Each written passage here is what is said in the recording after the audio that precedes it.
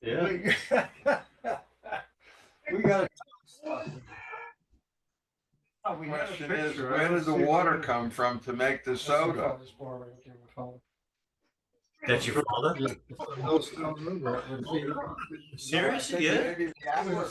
No. Yeah, that's early on. It wasn't. 1920. Yes. Maybe not yours.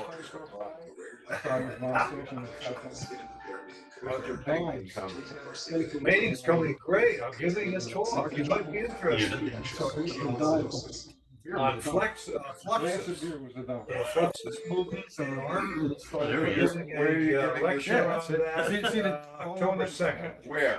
That's right here. No It kidding. is very You rude. can't see now. I just went to an art lecture at the senior center today. The Oh, guy's I've never great. slept. I've gone to Your all dad? his lectures. oh, that's, I know that guy.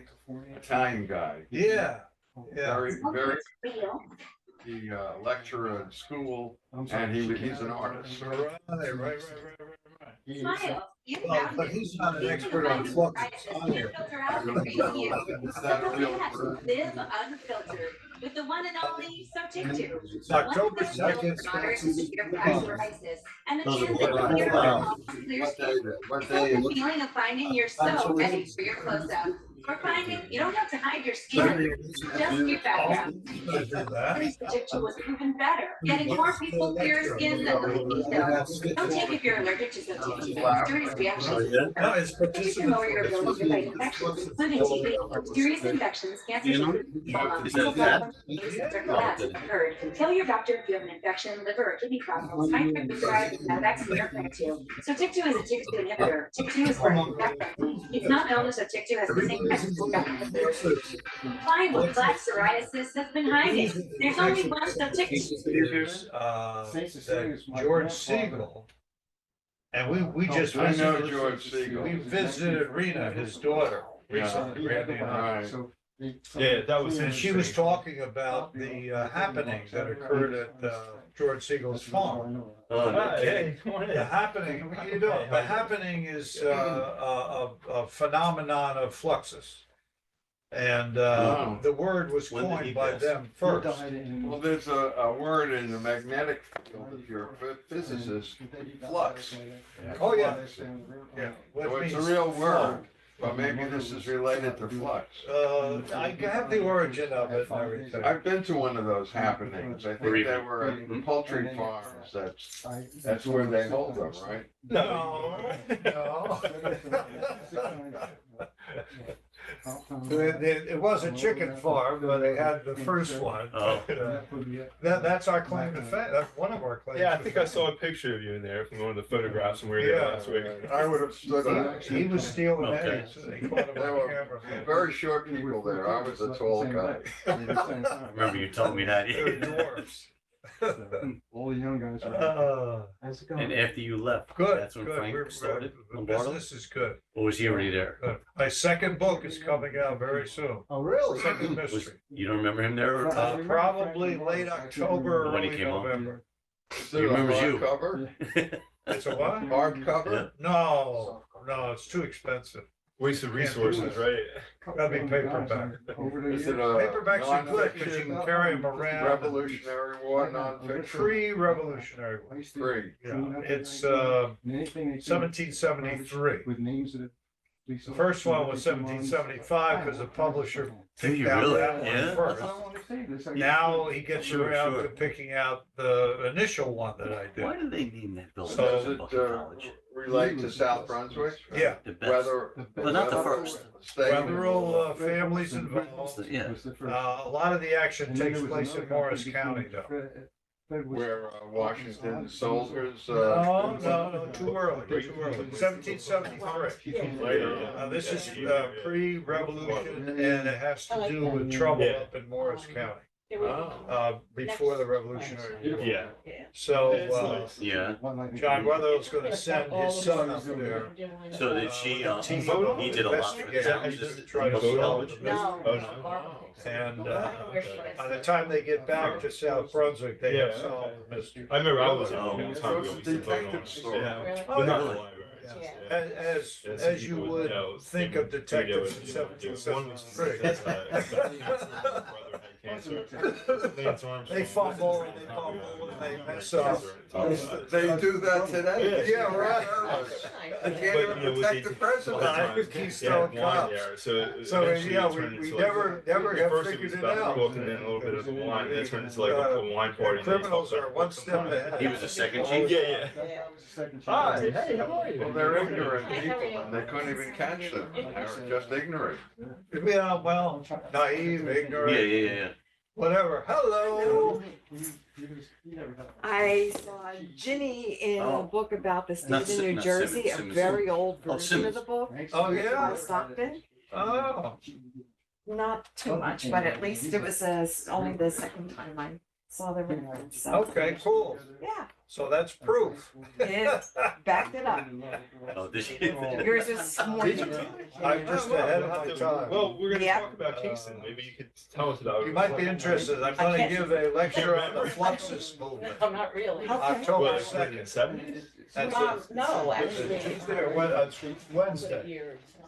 Daytime or evening and where? Evening, 7 Oh, PM. yeah. Where at? Right here. Right here? Yeah. October 2nd. October 2nd. Yeah. Oh. It's, the art group, I forget their official title. Big artists, you know. And they're people who go to the senior Well, citizen. not really. Yeah. Years. Good splash pad. Marks displayed there by local people that some of the executives. Really? Yeah, Okay. my All right, stuff well, was maybe displayed. Sure, you so can that's- chime in and we talk. Yeah, we mine talked had, about that last time. I had about 30, maybe. Yeah, I had about you want to talk 30 about this pages later up on, there. Dan? No, really. I had two walls, you Yes, know where I the will. phone is? Well, To check Yeah, it. you know, we'll talk about The it. two walls that were right there. Yeah. I had abstract on one and I had the realist stuff on the other. Wow. Hey, you want to get Yeah. going there? Is your I'm granddaughter down into swimming? Charlie, hi. Yes, down at Was she at the, TCNJ. She was at the Willows, they were undefeated regular season. She's on the team, so She was on the team, she's 18, so she can't be on it So anymore. is she working there? She did work there, it's not open now, Hyundai has taken over the place now. And the Hyundai, the parking lot of Willows is filled with Hyundai cars. Especially on the. You didn't know that? No, are they gonna be leaving when the next season comes? You mean not have the Willows? No, have the Willows, but, and Oh, yeah, they have to. that's just for the interim, huh? Yeah, yeah, I guess they're renting the space. Hey, you want to get started? Well, that's good. Yeah, but we're just having a side conversation. Sidebar? Holy cow. Hey, let's see what happens. Okay, so we're gonna get started. This is part 2 of the South Brunswick Taverns, Inns, and Bars. Now, if Yeah, yeah. anybody's out there and they want to unmute, if they have anything to add, that would be great. I think I have you all on mute right now, but you can unmute if you want to add anything. So let's get started. So we're gonna start with Monmouth Junction, and the first bar we're gonna talk about. Oops, I went the wrong way. Sorry about that. Is Anthony Santawasa's bar. So there he is there, and actually, do you want to say anything about? Is there coins up there? Right? 'Cause It was a March of Dimes, it's a March of Dimes. Okay. and this side of the bar was Plainsboro, and that side of the bar was Monmouth Junction. So yes, that's. Oh, yeah? And they would kibitz back and forth. So they started keeping dimes because a beer was a dime at that time, 10 cents a glass. So That's his father. that's my father. Yeah. Yeah. What, So what year are we talking about? You're talking around 55, 54. is that when that is? Yeah. Somewhere's in that time, because he sold the bar, I think it was in late 55. And he traded that bar for the Murphy's Funeral Parlor, which was Sarah Griggs's family's. So nobody had the real cash and stuff, so they switched that. Plus, it was $5,000 worth of liquor. And that's how Sarah got the bar. Okay. So she had it later, like in the 50s and 60s. Would you say? Yeah. Because I can't find much information on it with Griggs when it was Griggs Bar. And then her father and I can't think of his name now. He ran it, an old man. He ran it for a while, and then it just went down. Oh, okay. It didn't last long. Okay. So they actually so everybody had their seats on different sides. So Yeah, playing. and that's the only place that I know that on New Year's Eve everything was free. Really? Ah, Yep. That's like the most expensive night to make things Plains free, right? brought the eggnog, and all that stuff that goes for that. And my mother made a lot of sandwiches, but the Plainsboro guys brought everything from the farm, all Oh, free. so what kind of things did they had at Plainsboro? I know there were like egg farms down there They too, had right?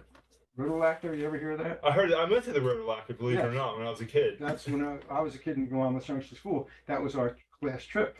Walker Gordon. Right. Yep. Oh, okay. Mhm. Interesting. So do you have to sit on your assigned side though? No, Like, no, it was a very, flowing thing. Okay. Okay. But Barbed they- wire or anything like that? What's that? Was there barbed wire or anything? Nope, between- nothing. No. That bar was not much wider than this table, because like the center, you can see it's not that wide. The liquor was there, the beer was kept in the containers over the things there. Coolers. The coolers there, and you can see the people on his hands on the other side. I don't think it was more than 10 feet wide, counting this center section. Yeah, because the building's still there, and you can see it's pretty small. Yeah. Yeah, I grew up there until I was about 8 or 9 or something like that. So you grew up in the house that's connected to it? Yeah. Okay. Okay, Yeah. that's what I was wondering. Because it had the bar, which started out as a place to buy sandwiches and stuff, and right next to the crossing. And then it went to they had a store on the side was for ice cream, which turned into a liquor store. Yeah. Okay. Yeah. So yeah, so a lot of things going on there. Where And was right this? by the train tracks. I Right mean, by- the people would get off there, right? That's when Yeah, the station was down where like 2 blocks down, on Walnut, right? Walnut. Yeah, right, yeah. And it was two big, huge stations. We used to play there all the time. We used to have the wagons going back. We'd ride on the wagon. Nobody ever bothered you. Everybody was, yeah. Where was this located? It's right on. It's what's the name of the street it's on? I have it on here. I think you said Maple or Walnut or something like that. Walnut's where the hotel was. Let's see. Yeah, it's the one next to it. Yeah, It this was is right- on Pearson. Yeah, this is the end of Yeah, it's Pearson. Pearson now. Yeah. Yeah. They changed the name, yeah. What was it when you were there? Wasn't No, they hadn't changed it yet. okay? So the guy right there is looking this way. That's Chick Chiquina. Oh yeah. And his father and mother had where the municipal building is up on the hill. That was their home. He in World War II was on one of the islands, and a grenade went off and burned him pretty bad. in the Pacific. In the Pacific. Right.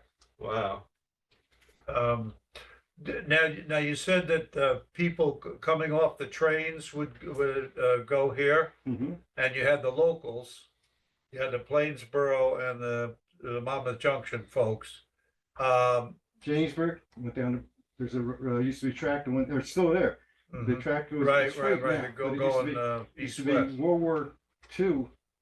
I was real young, but I remember the trains going down there carrying all tanks and stuff like that going out Right. where. So this was in a good location. Oh, very As far as patrons coming to it and so forth. Yeah. Was that ever thought of? In other words, I want to have this bar here because of its location, or it just sort of evolved? It evolved from Bobby Chabarro's grandfather, who was Mr. Delray, Mhm. and lived up there with Hopi Sturgis. Uh-huh. And he brought my grandfather here to go hunting. And my grandfather went back with a deed, told my grandmother, come on. Oh, okay. Yeah. Was there any difficulty getting a tavern license? They didn't have Liquor a license. tavern license because that was before Prohibition. Okay. They got the first license when Prohibition came in. So it was more like a restaurant, and they could get drinks and stuff like that. But it was, before before the laws. Ah, okay. So Look at how they're where dressed. is Pearson?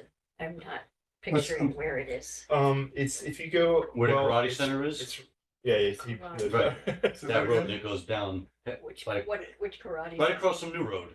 Oh, New right, Road, okay. and straight Right, across. okay. That's Yeah, Pearson. that That's used to where- go all the way okay. out to Friendship Road. Okay, Yeah, and then they put the bridge in 63, I think it was. okay, thank you. I'll show you a picture later of how it looks Okay. today. If you, so you can just drive down there and look. Yeah. Cool. Okay, so the next one we have is just more on the inside. These are actually pictures, Anthony, that you had given to me a couple years ago. So it's just different shots from the inside. Anybody look familiar on the picture? Yeah, I was, just, if I might be in one of the pictures stuck in my thumb. And there's a box for a phone with the old times that you close the door, and that was in there. Yeah. And it was be over on this side over here, where the bottles are against that wall. Oh, okay. And if the calls would come in for fires, Yeah. first aid would come into the bar. There were 3 places you could set the alarm. One in the bar, one at Bill Voorhees' house, and then one at the firehouse. Wow. That's the old that's the karate place. Okay. Right. That's the way the plants grow. And then this one is That's my grandmother and one of either my sisters or me. I'm not sure. oh, you're not sure who that is? No. Okay, I put Anthony because I just It could be one of my sisters. I'm not sure. okay. And you can see the station back there in the back. Yeah. behind her head. Yeah. They were huge buildings. They were beautiful buildings. Yeah. I looked in the census and I saw her name and listed all the family members. So I couldn't figure out who the So you have to child was. revise that then. Yeah, I will. I'll fix that slide. That's Antonia, that's not Anthony. Well, it could be, but I can't prove it. You don't know. I have right? no idea. Uh-huh. That's And great, that's though. right at the edge of where the bar. See, it had an extra track there. That track is gone. See, the 4 tracks are on the other side of the poles. The bar is just to her right, in back of her, right? Right, Yeah, yes. that's what I figured from the shot. So. And there was like a road that you could go down from here to the stores. There was Emmons store and stuff like that. Yeah. Yeah.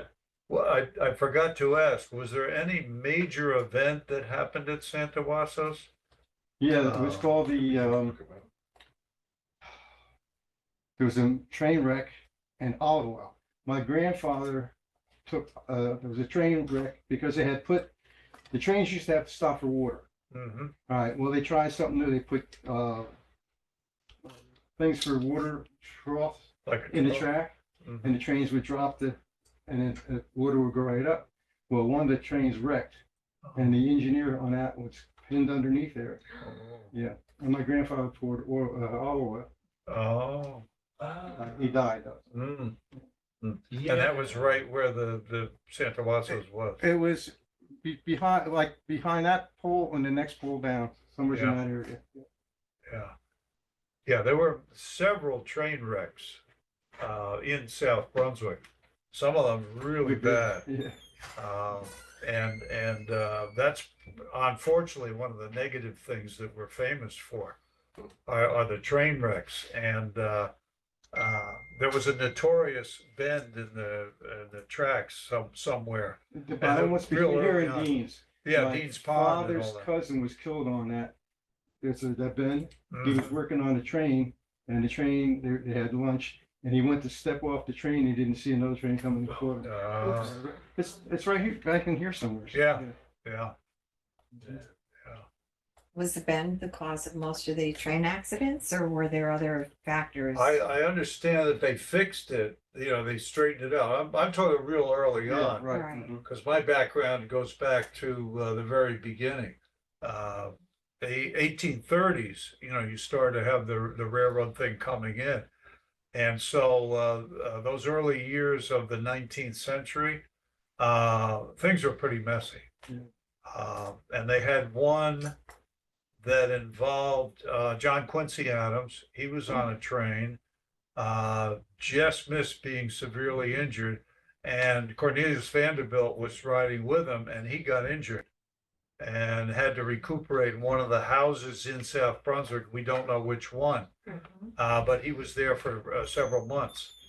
And a steel rod or something came through the floor and got him, and Quincy Adams was right next to him.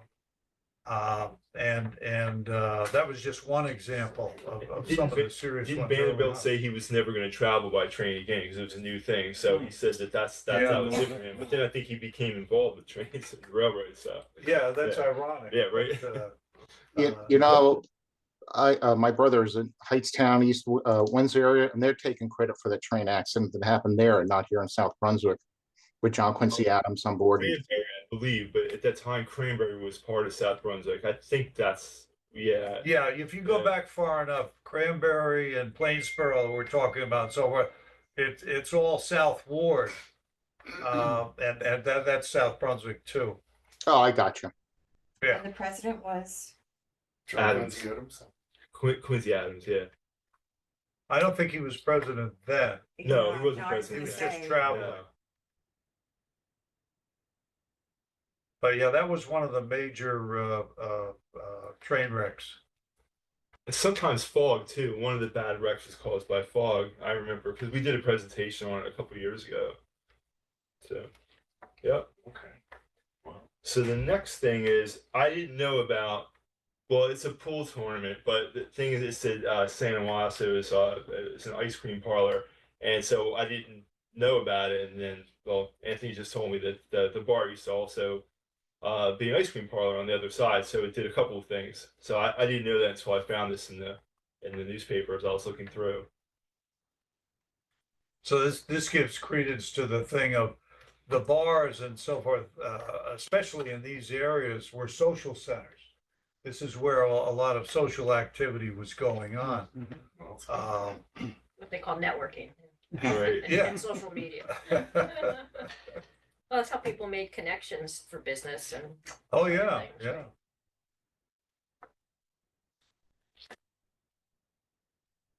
Okay, so the next one, yeah, that's the ice cream parlor one. That's what I was just talking about. This one is the way I think this is probably. Here we go. This is probably from, if I don't know, it's pretty hard to see right there. You can kind of see on the sign it says Griggs Bar. So this is after it was sold.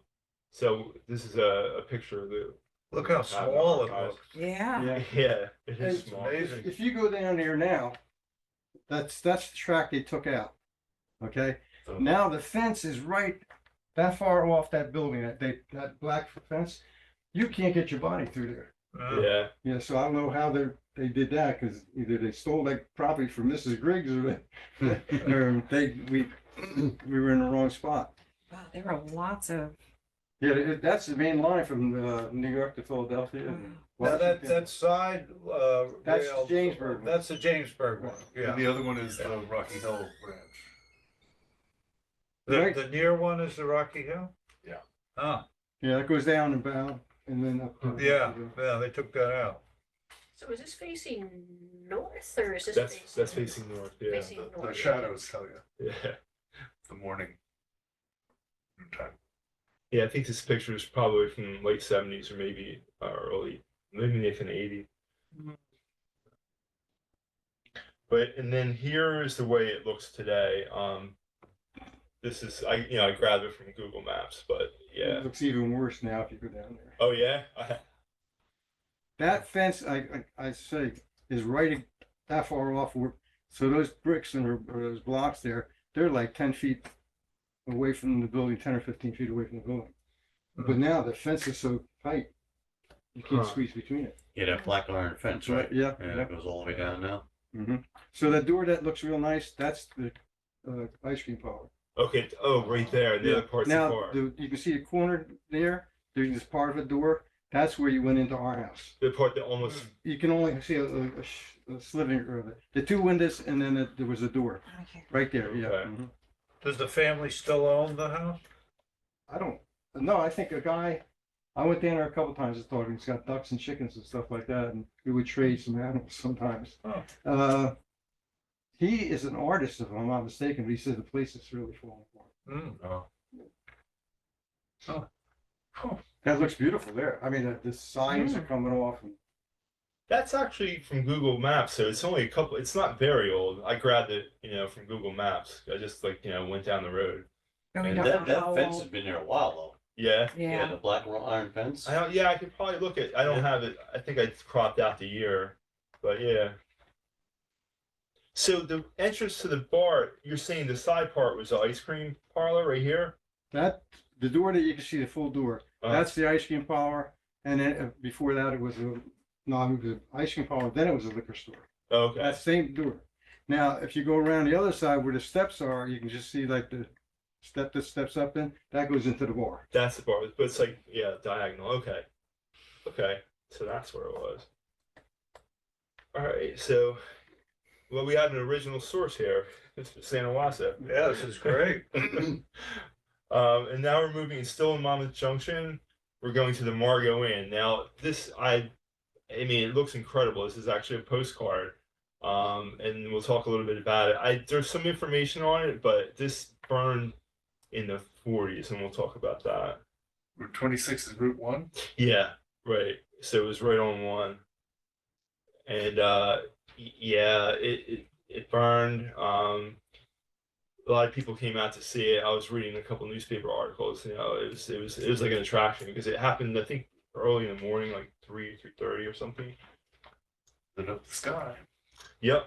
And south of where Target is. no, I don't. You know, I don't know precisely where Old Stone Inn is where Target is, and we'll talk about the Old Stone Inn. That's where Target is. I know that much because I remember going by it when the sign was still there when I first started working here before they put Target in. But yeah, these are just newspaper articles. It just talks about how they didn't have there was no fire hydrants, you know, and they couldn't go down to make a phone call because the fire was supposedly really burning pretty hot down there. So there was, you know, it was a little bit delayed. And it burned, and they said, I read another article where he was going to Margolis was going to have another place in that same spot, but I can't find any record of that actually happening.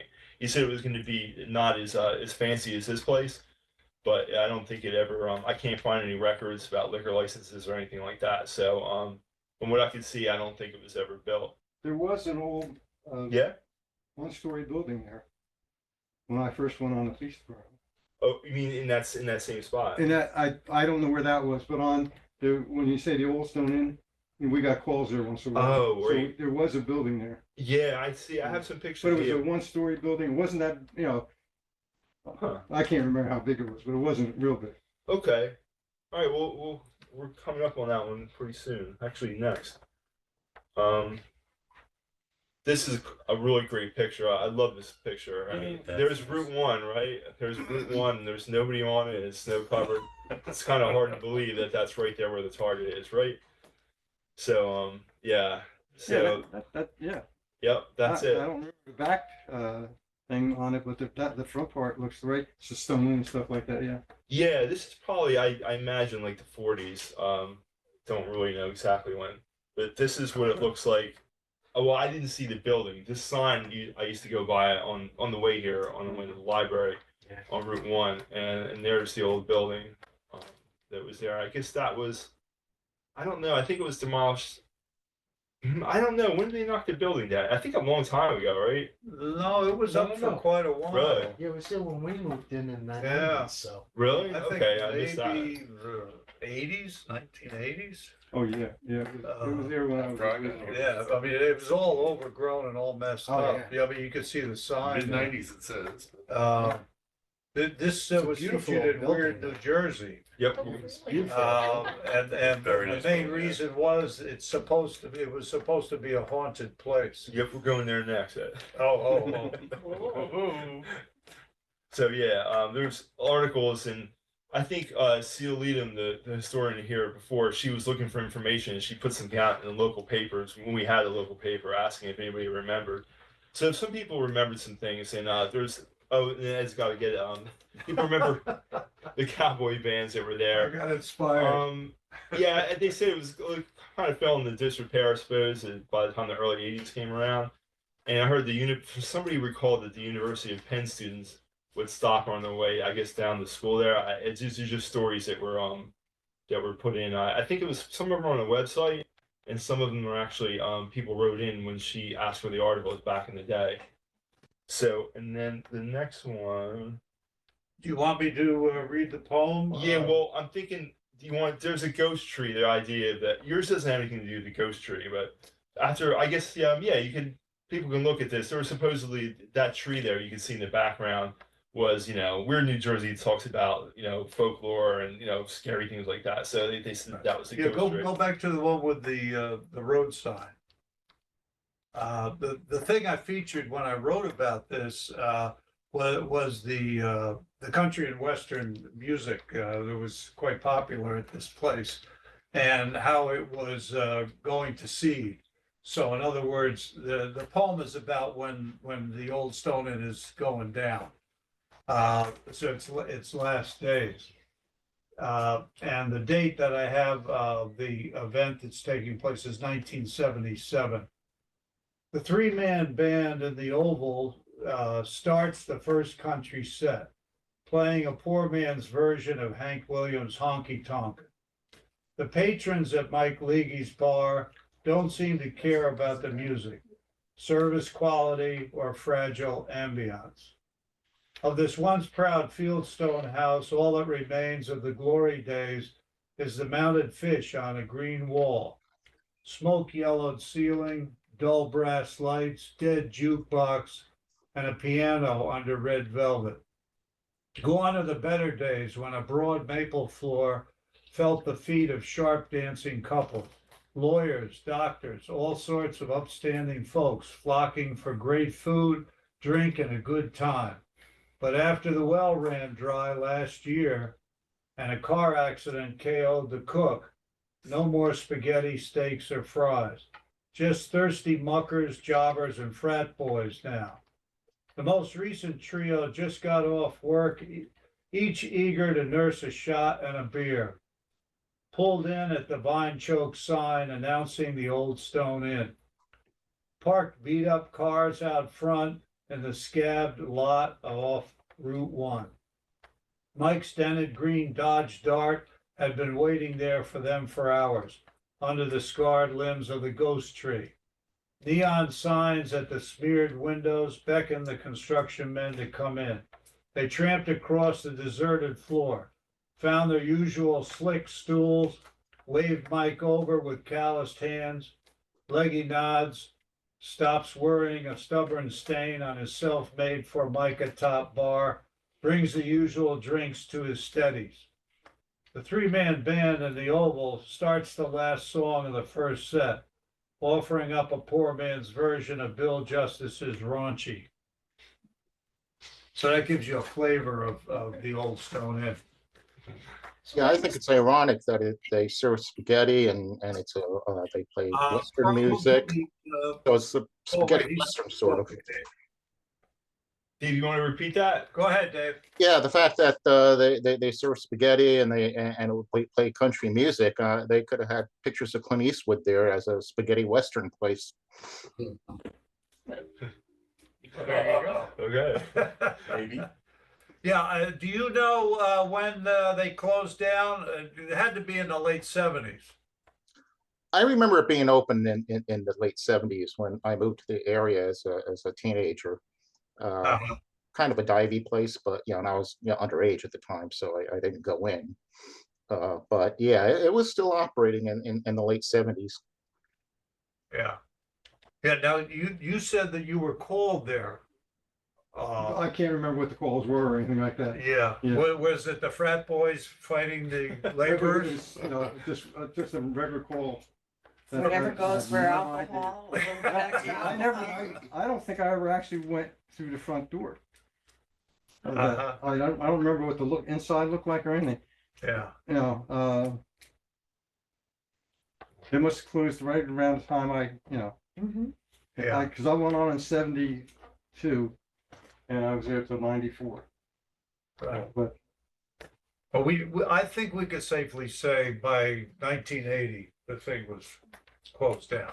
It was vacant. So what ghost does But we it have? really never had that many calls. It was like only a couple calls we ever got there. It was more or less a quiet place for the police. You know what I mean? Yeah. Didn't cause a lot. It wasn't like Duke's Bar. You got that one? Duke's Bar, I've heard of it. Yeah, that was a little bit more wild. Was that had a reputation? It was it was off of 27. There was a side road, and right around that area is where the bar was back. In South Brunswick. In South Brunswick on our side. and we went to many calls, but there was a huge rock in the middle of the bar. That I guess they couldn't get it out of the way, so they had the bar around. Yeah. It's a long, historic Where landmark, we don't know Deuce about House is it. now. That's not where Deuce House is now, is it? By Stillwell Road? No, this is going up towards Kingston. Wasn't there a bar in the basement of that too at one time? I don't know.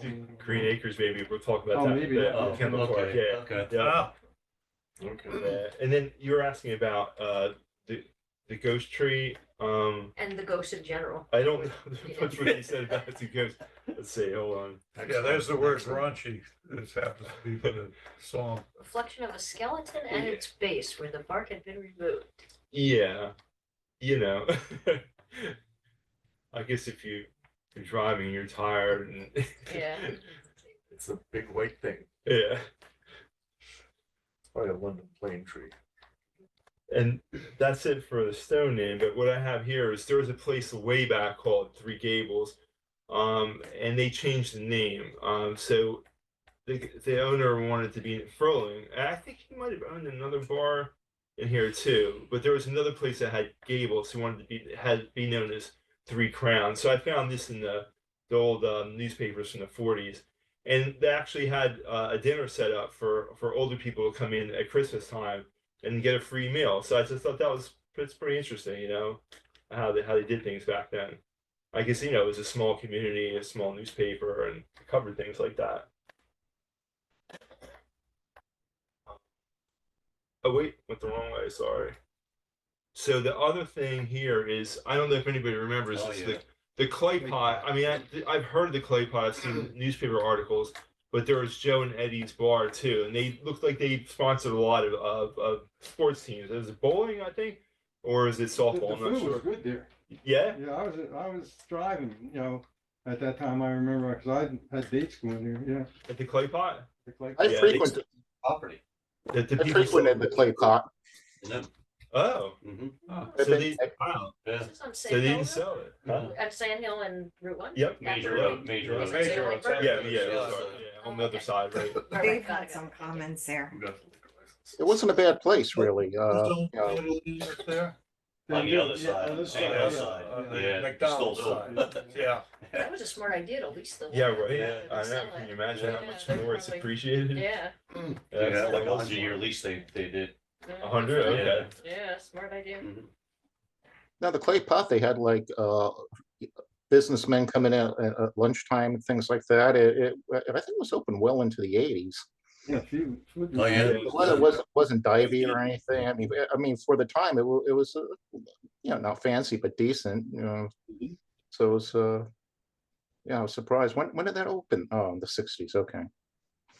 Yeah. Yeah, Joe and Eddie's bar. It looks like it was from the 60s. Yeah, from what I saw from the articles. Isn't there a cemetery right next? Yeah. Now, yes, that was There the used to be St. a Barnabas. church there too. Right, Yeah, that right burned next to it. down. Yep. Yeah. The cemetery's still there. I think the Spillators take care of They the maintain cemetery. it. Yeah, they do. Yeah. Maintain it, yeah. I see a lot of their names on the headstones. And you had a school up there too. Yep. And the little school, it's now a private home, right next to the That cemetery. little building, That- that little yeah. house? Yeah, Yeah, right. that was a That's the- school. Oh, it was? Yeah. Elementary school. What was yeah. the name of that one? I forgot. I had pictures. I of had it. a number. They had the numbers. Yeah, but there was a name for it. But anyway, I don't have it. It escapes me right now. But I have pictures of it. So then, still in Monmouth Junction, then we'll go over to what was the Long Street Tavern and Macon's Inn. So it started off as the Long Street Tavern from Aaron Longstreet, and that was, I believe, in 1812 was the first license. But I can't really. It's hard to see the names on here. But the names that are on there, like there are Griggs, Bales, there's Whitlock, there's a lot of important people in town that had signed the petition. But one of the things that stipulated in all tavern petitions, all tavern licenses, you had to have more than 2 feather beds, more than for your family. So in other words, if somebody went in there, you had to have a couple of beds that are open, that other than for your family members. So yeah, there was a lot of important people. Yeah, I wrote it there on the bottom. Yeah, John Stout too. Yeah. Yeah. Yeah. Looks Yeah, like the Declaration of Independence. signatures, or you couldn't get the license. Is that what it was? You had to have. And Okay. these had to be upstanding gentlemen. You notice they're all male signatures. And those are people that probably are on the right side of the law. There's probably not one checkered past character there on that list. And Longstreet was in the Revolutionary War. Now this is where Valero gas station is on Route 1. Yeah. And here's another. This is a transcript, but I guess you can kind of see him. For me, it's even hard to see, but there's another one that was transcribed. I don't think women were allowed in drinking establishments back then, or if they were, they had to be with, escorted with a father or brother. Yeah. But remember, let me see, what was that? At the beginning of the Revolutionary War, women could vote. And then it was taken away from them. So they did have a little bit more power than they had as we progressed as a nation. They took it away, and then they had to fight to get it back. So that Longstreet Tavern, that's where the Valero is, you said, and that was around during the Revolutionary War. It was no, he was in the Revolutionary War. He opened it in the early 1800s. Okay, the tavern was So the there. building was there until 1980, and then it was at some point, I don't know the exact year, a black man named Pleasant Macon bought it, and he was the first black business owner, I believe, in South Brunswick. Oh, cool. And that's what we'll talk about next, because slavery was still legal then, I believe, right? And No, 1820s. we're jumping like early 1900s. Yeah, we're jumping into I thought you said 1826. Well, that's what it's Longstreet. Yeah. Okay. Yeah, so there's a big gap between Longstreet and Macon. I don't know. I don't know who had it in between then. There might have been people who probably were. Okay, got it. Probably 100-year gap. Yeah. People, only men who owned property could vote during the Revolutionary War. Was Right, that true of right. women too?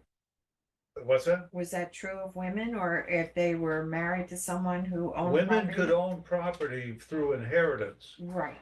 The problem that they would have would be maintaining the property, paying any taxes or anything like that. It was an expensive proposition with the property. So usually a woman did not hold on to the property.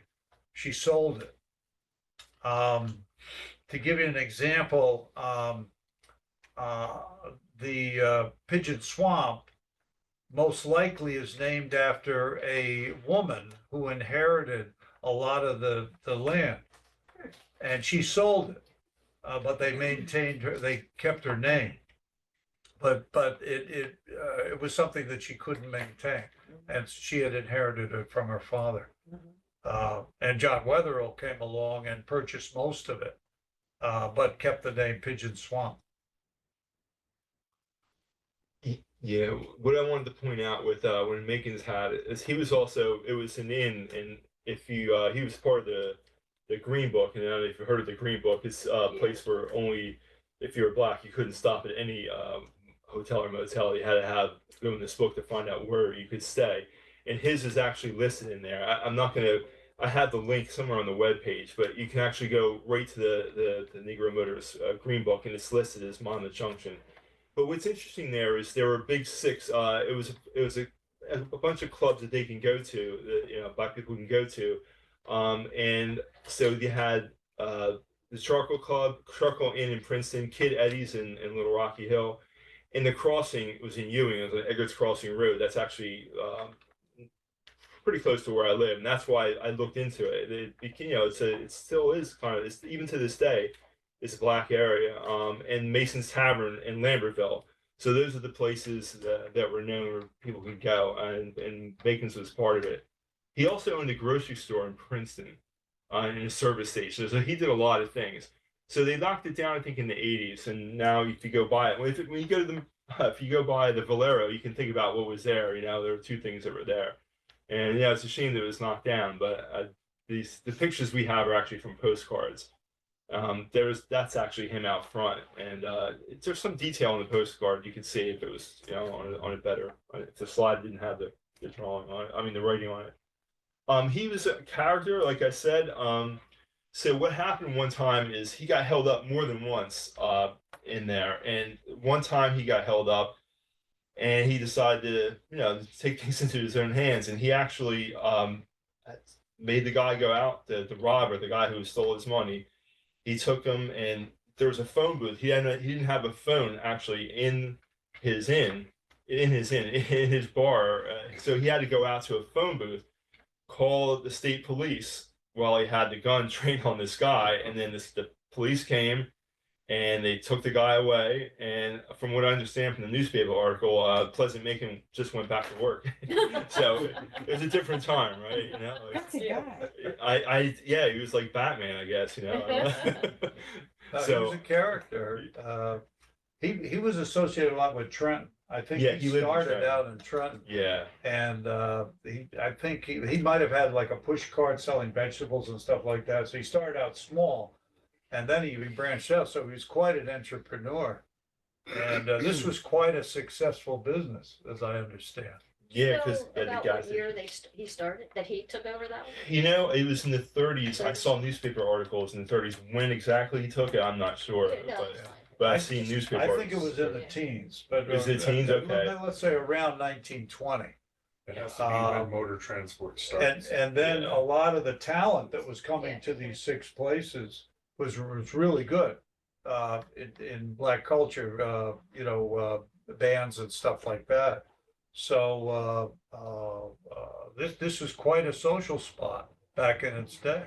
Are any of those other ones still there? The 5 other ones you were, The buildings might be there, yeah. And where the crossing is, because I live in Ewing, there was a building that was just recently there. And even in the 70s, they had like Black Exco there. Like Peaches and Herb was there in the 70s. And like this is right by my house. And like, I wouldn't know about it because I was a little kid and I wouldn't be going to the Peaches and Herb concert. But I read about it, and it's in a historically black area, and it still is it's still a black area, and the building just got knocked down. I think it's on Vereen Avenue or something like that. I can almost remember, but that's where the crossing was.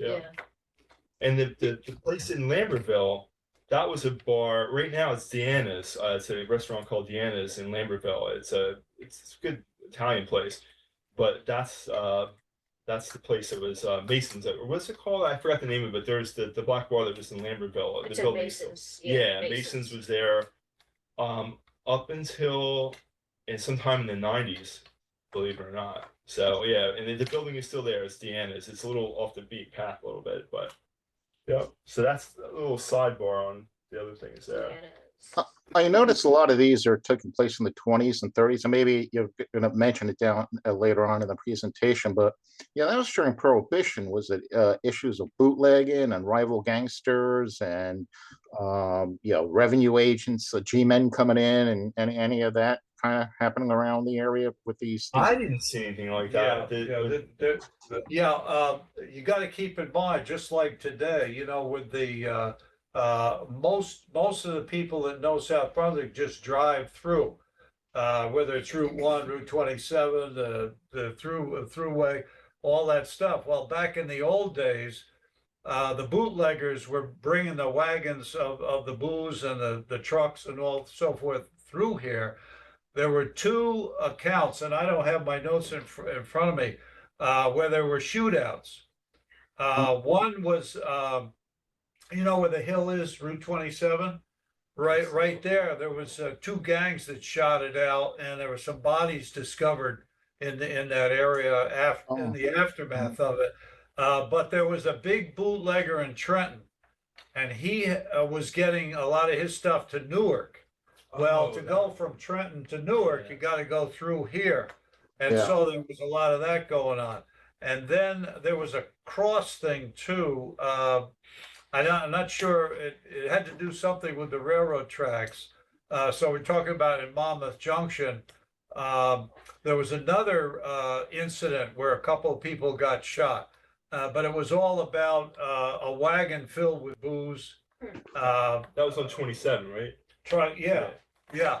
And so, yeah, there were some incidences that happened, and the gangs were involved in it, and there was a lot of money involved. So it was high stakes stuff, and we were right in the middle of it. Interesting. We South Brunswick doesn't have the reputation of this is where the bodies are buried. Like the Hackensack Meadowlands, or so The Pine Barrens. Jimmy Hoffa's buried under Giant Stadium. We don't have any stories like that. But I'm sure if we dig deep enough, we'll find a body or two that goes back to Prohibition times. But it's ironic because that's how it was then. Nowadays, everyone runs their drugs and their guns up the turnpike, Right. which is right in, Yeah. right over there. So it's kind of ironic. We're still in the same Same central thing. Still find location some kind of something where that illegal. stuff goes on. Yeah. When I was up in Canada, Goodham and Ward's distillery was right on the Lake Ontario at the time. It was converted to studios, of which I had, and I was in the case goods building. Oh. And they had a lot of stories about Kennedy bringing stuff down, but Joe things were Kennedy. there. Joe Kennedy. Yeah. Goods were picked up off the wharf there, came down as far as Jersey. Mhm. Yeah, you can imagine the tons of stuff that have gone through South Brunswick. Philadelphia, New York connection, Newark, and so forth. Luckily, we don't know about 98% of it. Kevin O'Brien had a big hit out on Route 1 one time, Uh-huh. and there was like 40 packs of cocaine in it. Oh. And About what year was that? in the 70s or 80s, Okay. and the guy had a cast on his leg and stuff, and he was in like a van, and Pat got it. We found stuff in there. That was the biggest thing I ever seen. Yeah. And then it was Montagna and Ortel stopped the car and made an illegal turn on 27. I mean on Route 1 and what's that?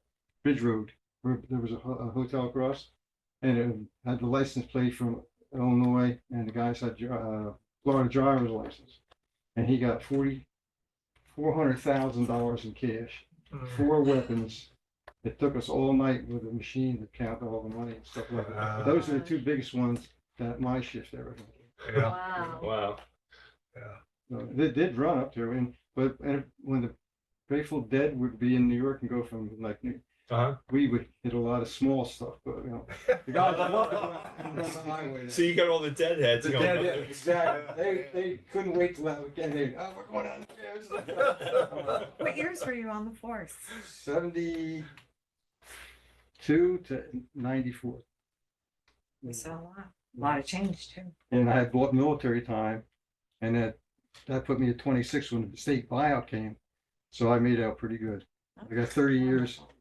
It's a Well, you tough deserve job. to So. after your But service. it was a very rewarding, self-rewarding job. Yeah. And I mean, we had a lot of heavy chases in those days too. They can't do anything. I couldn't be a cop then. I mean, everything was, your body was going like this, Yeah. So, Yeah. Mhm. Yeah. but everything's changed. Okay, so next up we have Dayton. This one is, oops, I went the wrong way again, sorry. This one is, it was called the Golden Bar. This is going way back. This is in the 30s, late 30s and 40s. So the interesting about this place was they showed movies on Saturday night. So I thought it was a pretty good idea because, back then, you wouldn't be able to see a movie like you can now in your house. So it seemed like a good thing to do. So this is the Golden Bar. And then, there's somebody robbed the bar, and that's the other article there. So there's a few articles I had about it. So that building's not still around. I don't know. I don't even know where that is Where in was Dayton. it? Yeah, I couldn't find it. It's probably you can find it if you go into look into the licenses and something, and maybe you do it in New Brunswick. It's probably something you could find, or maybe down at the archives in Trenton. I'm not sure. Says Route 25. What's that? Says Route 25 in the article. Yes, that's Is that one, Route right? 130? Yeah. Is 25 is is one, right, Ed? No, 26 that's was one. 26. 26. Yeah, I don't know. I'm 25 not could sure. be where 130 is? That's what he was They saying. sort of were splayed, like, 1, 2, 3, 4. It says Dayton, so, what could it be? It can't be the turnpike, it wasn't there. How about George's Road? Went through there. George's Road, Well, it could be. That was an old road. That was the way to go to Florida. yeah, It right. could be. Oh, George's Road. well, maybe, I would have to look it up. Basically 130. Oh, there's something. The How 130 long was is out from the there? Oh, 20s, it's right? 130 been around. 130's from the 20s, right? Yeah, I think so. Yeah. So I think it's Route 130. Okay. So this is a 40, so that could be. Now the next one, a lot of people probably remember, Fat Eddie's. I people who didn't even live around here. My wife grew up in Plainsboro, and she goes, "Oh yeah, I remember going there." And so this is a big attraction. And then Ed wrote this piece here. Ed, did you want to say anything about Fat Eddie since you're the one that wrote this? No, I wrote it. I don't want to say anything about it. Well, the thing about Fat Eddie's, I mean, you know, he's like a legend in his own slime. But the thing is, this goes way back. I mean, we're talking about a place that was there before the Revolutionary War. And I think the thing that's great about what Fat Eddie did was keep the place as pristine as possible from what it was before. So in other words, when you went into the place, you got the feeling, oh, this is an old place. This goes way back. So he didn't ruin it, you know, because some of these people who come into these places and they do a revamp of everything. They decorate it this way and that way, and they really mess it up. But he kept it honest to what it was originally. Yeah. And I think that's a great thing about what Fat Eddie did. But Now, is that people- one still there? Is Yes, the building that's still there? with La It's a Taverna. La Taverna, yeah. La Taverna. But people, Oh, that's okay. people just love the place though. They have such fond memories of it, you know. And then in Dean's, I have. He says it's haunted, it said down there. It's what? Oh yeah. That's what it says on the bottom. What? What's that about? The upper room is, The place. Anybody from the Revolution still there? Well, I put in one of my stories that there was a diary of a guy who died in the Battle of Trenton, Ah, and they found it in the attic of Fat Eddie's. really? But of course, I made it up. It was all fiction. But you know what was interesting? Since I passed it off as a document about the two battles of Trenton, first battle and the second battle, the New Jersey State Museum got a hold of Seal Leadham and said, is that diary in existence? Because we'd like to look at that. That would be a primary source that we could use for research on the battles of Trenton. Yeah. And so Seal said, don't you ever do this again. You embarrassed me so much. Got caught. And I had told her, I said, it's all made up. And I had a cleaning service in South Brunswick who found the diary. And the cleaning service was real. The place was real. The only thing that wasn't real was the diary. It didn't exist. So I had a lot of fun out of that. And so, yeah, there are ghosts there, just like at the Old Stone Inn. There are ghosts at Fat Eddie's. Different ghosts. yeah, you could get pinned to the ceiling sometimes when you go there by the poltergeist. So, you know, I think it's haunted. Can hear it. You got to speak up, Dave. Okay. You could be pinned to the ceiling there sometimes by the poltergeist. About the ceiling? Yeah, at A poltergeist, meaning a ghost. yeah, at the what do you call it, La Taverna. La Taverna. Yeah. So it's haunted. Okay, well, yeah. So we agreed to agree. Well, I never asked them that after all the times I've gone there. I never thought to Yeah, ask you them see that. what they say. They would know. So I don't have anything too much about Dean's Tavern, but It was there. The information I have up here is the Central Post actually had an article about it, and that's what they knew about it. And so I don't know anything else other than this. And this is from somebody remembering it in '75. So there was a Dean's Tavern. The other thing in Dean's was the flag post. So this is a nice postcard we have the flag post in. So it was in one, but they said it was Dean's. And these are just some articles. We have a matchbook there that was from there. It's in our collection somewhere. I think Seal had gotten that. It's just it was a place where people met for functions, you know, for things that anything would happen in the community. So it was rented out for those things. So that's what I know about the flag post. Does anybody remember the flag post? Oh, yeah. My Yeah. sister got married there. Oh yeah, she really okay. Yeah. Oh okay, yeah, that's great. Where is it? On the one, now it's, see by, He's lean. Henderson Road. Oh, is it the Henderson? Okay. Yeah, what's it called now? The Embers or something. Is that what it, yeah, but it was something else before that too. Place. Chuck, Yeah. is that Chuck Mary? Chutney Mary, Chutney that's Mary's, what it is. Yeah, Oh, Yeah. Yeah. the hotel, the So it's on the hotel though south is a outside. different yeah, name. yeah. The what? There's a different name for the hotel. Oh, there is? Latin or Spanish based. So it's a flag post. Henderson Road. Yes. Right there, just south of Henderson. And the Black Horse Tavern. Now this is going way back. Again, I found some they referenced it in the Central Post article from '75. So that's what Black Horse Lane. They think that's how it got its name. It's actually not in South Brunswick. It's a little bit over the line, so it would be North Brunswick. But I found something in the Somerset Historical Quarterly. Even though it wasn't Somerset County, I don't know why it was in there. But I found this, and they said that the guy the proprietor, you can only have 2 glasses of something to drink, and if he thought that you had something somewhere else, they wouldn't serve you at all. So I just found this like little anecdotes here from Van Zandt, who owned it. So that was a Oops. Revolutionary War one? Yeah, this one. Yeah, a little Yeah. after. And you can see it on the map there. It's kind of hard to see, but you see where it says Black Horse Tavern, like maybe 3/4 up on the map, and it is over the border. Oh, Yeah, thank you. Thank you. yeah. This was at the time where the state was saying that there should be a tavern or an inn every 7 miles. That was the idea for wayfarers, people traveling and that sort of thing. And so Black Horse Tavern would be one of those.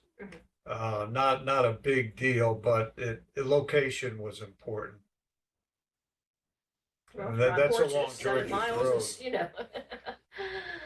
I don't know how much horses can do in a day, but yeah, 7 miles. Yeah, well, makes sense. I think they're good for what, 12 to 15? I'm not big on horses, but I average think 10. 12 to 15, and then you gotta, you change to another horse, whatever. You gotta stop and Rest the drink. horse.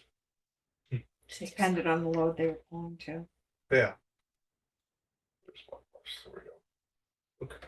Okay, so the next stop is Kingston, and a lot of things in Kingston are not in South Brunswick proper, but everybody from this area would frequent those because a lot of the information I got were from They are. the South Brunswick Post. The Union Line? Yeah, Okay. that's right on the corner of Heathcote Brook Road and Route 27. So that's the South Brunswick side? Yep. Oh, okay. And notice they spared no expense with the sign. Look, you can see a guy sitting at the bar drinking now in that picture. It's Yeah, kind of hard to make It's out. probably a Yeah. shill. There's a restaurant in the other part, so that's like the other places that have bar entrances and restaurant entrances. Okay. Because women wouldn't be allowed in the bar. And then again, here we have Ed, another one of Ed's pieces up here, and it's talking about the Union Line and what it might have been before. There's no poltergeist in there? Well, mostly Kingston, moved out. it's gotta have ghosts there. Right? They mostly Got moved to, out. right? a few Right. years Right, ago. got to. I know one of the things about the Beehive Inn, the sources make a big deal out of the sign. in the old days, they had this signpost. And they had it was real flashy and well painted and all that stuff. Like the Beehive Inn. And the bees were buzzing around this honey pot or this beehive, and it would attract people. It was very outstanding. And Kingston had a few of these places. Yeah, there was more than one. I'll talk about that a little bit later. And then so here I grabbed this from the Kingston Historical Society. Yeah, they talked about what was the things they had and how much it cost. I thought it was really great. The different is this one that lists? So it shows the O'Donnells. What's her name? O'Donnell Hanson. Sharon O'Donnell Hanson gave me that to copy out. And, oh, so you scanned it in? Yeah, okay. Yeah. And there was another thing here in the forum about how there was a nickel in this. There was like a little slot machine, I guess, that had the Union line there. So that's the type of thing they actually mentioned in the paper back in the late 30s and 40s. So that was kind of nice. So you get a hamburger for 20 cents. Yeah, that's the thing. By the way. Previous slide, you had something about Cornelius Vanderbilt? Before previous that, slide. there was Oh, the previous slide, you mean? Yeah. the previous slide had a lot more about the early days. Oh, that's Ed's writing. You can ask Ed. He's right here. You remember that? If I remember. Yeah, ask away. I just saw Cornelius Vanderbilt since he was mentioned earlier. So he Yeah. seemed to have had a lot of railroads, so other business down here too. Well, 1830, you have the canal. Right. That's when business, well, actually, business was pretty darn good because the stagecoach lines would come in. That's one of the reasons why Kingston got to be what it is. And it could have been much larger today if the canal had stuck and we never got the railroad. If we just had the canal and no railroad, imagine how large Kingston could be. But it didn't work out that way. The railroad swallowed up the canal thing and put them out of business, and the railroads took over. And that sort of did it in for Kingston. But the hotels and all that were going on, they were doing great business. And that would start, you had stage wagons, then you had stage coaches. And you had the, what do they call it? The flying, so they had a name for the ones that were real fast. You get from Philadelphia to New York in 2 days. Okay, well, guess where one of the stops was for the first day? Kingston. And then they change the horses, the wagon, and then you go up to New York and reverse it the other way. So you can imagine the traffic that was going on in Kingston at that time, with Kingston being the quote halfway juncture. And then you come along with the canal, and that just enhances it even more. But then, as I say, in about 12 to 15 years, the railroad has taken over.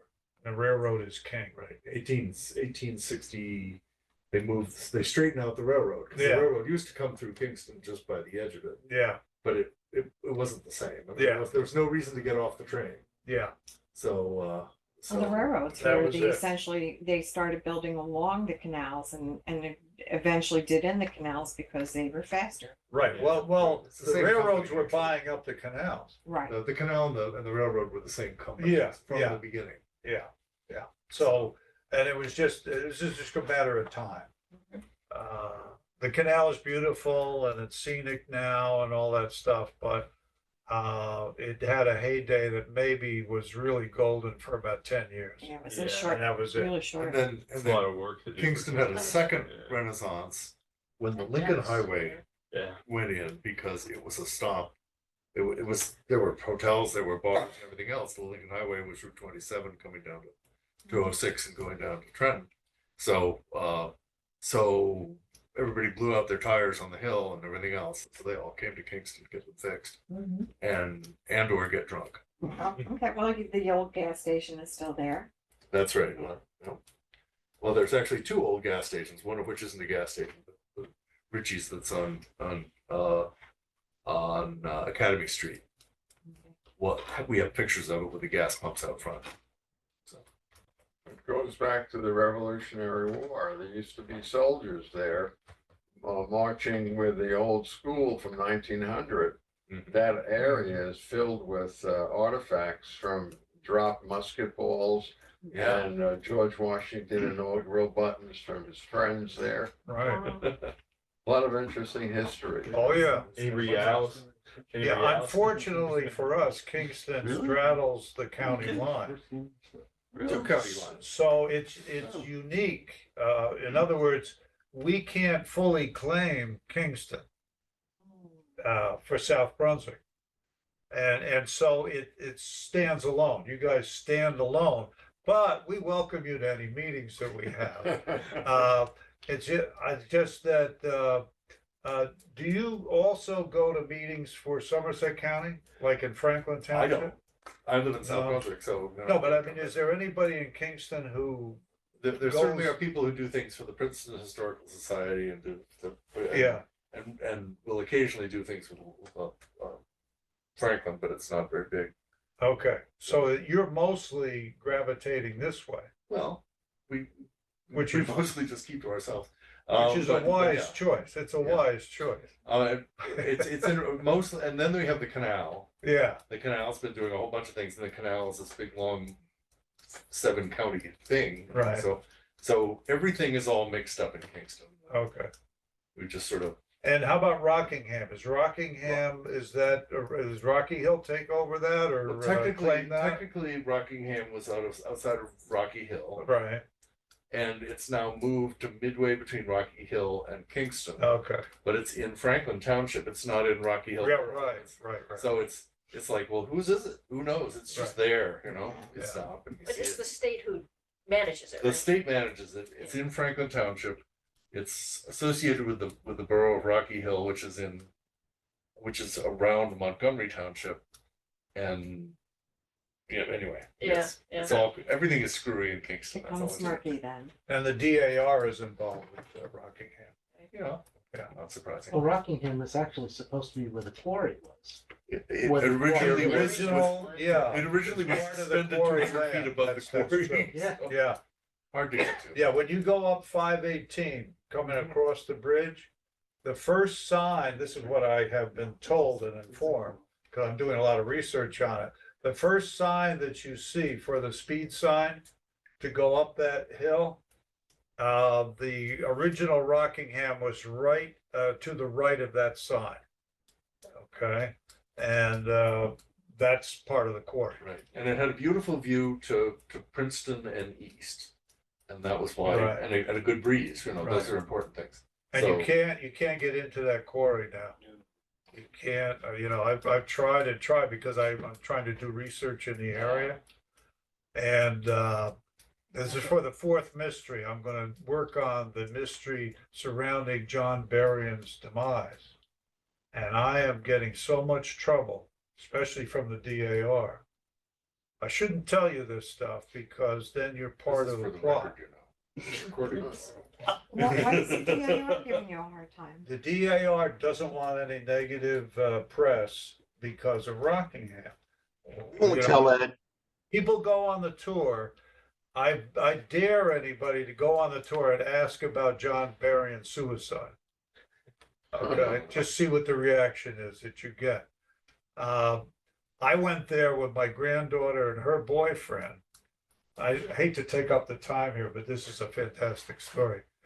And I went up to the door, knocked on the door. The assistant came out. It's very friendly, cooperative. And I said, is it all right if we go around the property, checking it out? So we're going to walk down the path where the canal is, and on this side of the river, and see where John Berrien jumped into the water and committed suicide. So the lady who's in charge of, I don't know, it's a Marcy or somebody like that, she comes storming out the door what are you talking about? And she says, if you're gonna write anything about that, you better have a disclaimer in there. Because that's controversial, that's up in the air, whether he committed suicide or not. They don't wanna hear it. They don't wanna hear it. And what John Berrien did was he invited three men, two Stocktons from Princeton to witness his will, invited them for dinner, okay? And said, look, I want to show you some projects I'm working on down the Millstone River. This is in the original place. So they walked down. We found the spot where he jumped into the water too, because there's only one spot where he could do this. And he was going along and he said, this is as good a place as any. And he jumped into the water and drowned. How do you drown in the Millstone River? It's not really Depending that. on the. Well, it was a little Yeah, I different. guess. It was a And little plus it different was back in probably those a lot days. I And this just was am in the having a hard spring. time I think this picturing was it. in April. And it was If I swelled go up. there, I'll ask them that And it runs a little, the current runs pretty quick where these rocks are and so forth. So we found the spot and we're gonna be writing about it, and that'll be the fourth mystery. There you go. Did he really commit suicide or what was it? What drove him? to Also commit knowing suicide? how suicide was perceived at that time too, it was such a sinful thing Yeah. to do. You were not buried in consecrated grounds. Right, well, he's buried in Princeton. Okay. Yeah, most they of the did a time- rush job, and I believe that what the explanation was an accident. According to the witnesses, it wasn't an accident. So anyway, this is a side note. But that Very was much before the to the canal. Yeah, interesting. What's That that? was prior to the canal. I can't hear That you. was prior to the revolution. Oh, okay. That was 1772. Yeah. Because if you actually look at that property back behind there, I mean, it's all dug out. You can tell that they dug quite a bit of that out. That's why Millstone. Oh, yeah, Doesn't look like. A good Yeah. 200 feet. Yeah. Matter of fact, my wife and I walked back there and we found a railroad spike. It was a Mhm. railroad that went back there. Yes. I was Yeah. really, The railroad went all the way to Rocky Hill, and that was where the terracotta works were.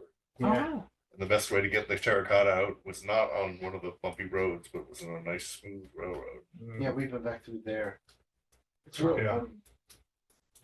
yeah, It's an interesting You area. can actually see the railroad ties is still there. The railroad ties Yeah, is still there are tons of acres back in there Oh, yeah. that you really can't get to. And I've been trying, and I got a couple of farmers that are gonna help me out, but Even that's on a the quarry story for side? another On the day. quarry side or on the Rockingham side? On the west and north of the quarry, Okay, that whole area in there. yeah. And where Rockingham used to be, that's Right, changed right. off now, Second you place, can't Like go in across the there. street from that, yeah. And there's another road in there too, but they tell me there's sort of a radio station there or something. Tower or There's something. a microwave tower. Yeah, and you can't go in there either. So Lots of places you can't go these days. yeah, it's getting worse and worse. You better hit the next button. Get We're our gonna be here all night. invisibilities. Yeah, sorry to take up your time, but it's, So this is the way it looks today. I grabbed this from Google Maps. Yeah. So it's the Witherspoon Meeting It Group. looks very clean. Yeah, it looks nice, right? Yeah, they cleaned it up. I mean, Yeah, it's been there for renovated. years it was sitting there like, But that was the Oh, bar, yeah. that was the restaurant. Yeah, you can see it from the other one. And then the next one, this is Pine tree. yeah, the pine tree. And there's a lot of great ads from the forum, from the South Brunswick forum. And they have there's a free pig roast. They do a lot of community things. So this is some things I grabbed from the local paper. I think the proprietor's son was killed in action during World War II. I just saw it actually looking through this book. This is a book that was written by I think he's a middle school guy, a young guy named Marcus McFarland. Yeah. He was an 8th grader, and the school that he went to, which is the Kingston School, he had to do some sort of service project.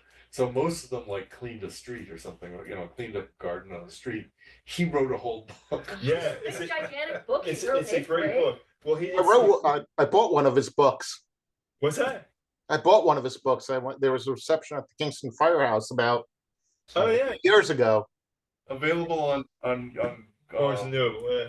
Amazon or whatever. I think it's Barnes and Noble too. But yeah, Yeah. so it's an interesting book. I just actually sort of looked through it today. His dad dropped it off because I helped him with one of the photographs for the. we want to invite him to our next meeting. Yeah, we might have him here if he's available. Cool. And then The other one is the Franklin Park Grill. Now, I don't. This is something that was also advertised in the local South Brunswick paper, so it most likely was not in South Brunswick proper.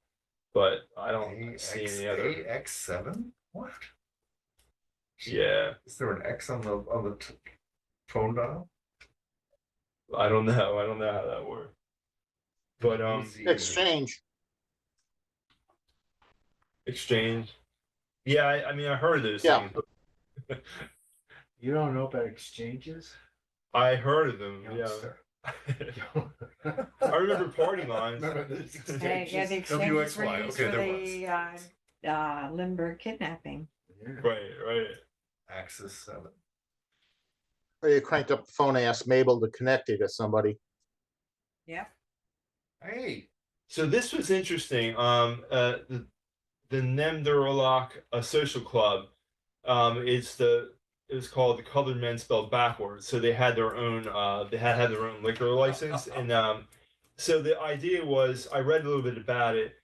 They had to have they were only allowed to serve in their own club, their own private club. They weren't allowed to serve otherwise. So and then I think somebody went in and kind of I don't know, they caught them serving to someone who wasn't part of the club. There was some kind of controversy about that, but I just thought it was interesting. And that was also in Kingston, and I think it was known as Kid Eddie's Tavern, and that was the one from the previous slide with the big six of all the black clubs in the area. So that was part of this too. Eddie's Tavern that's highlighted there.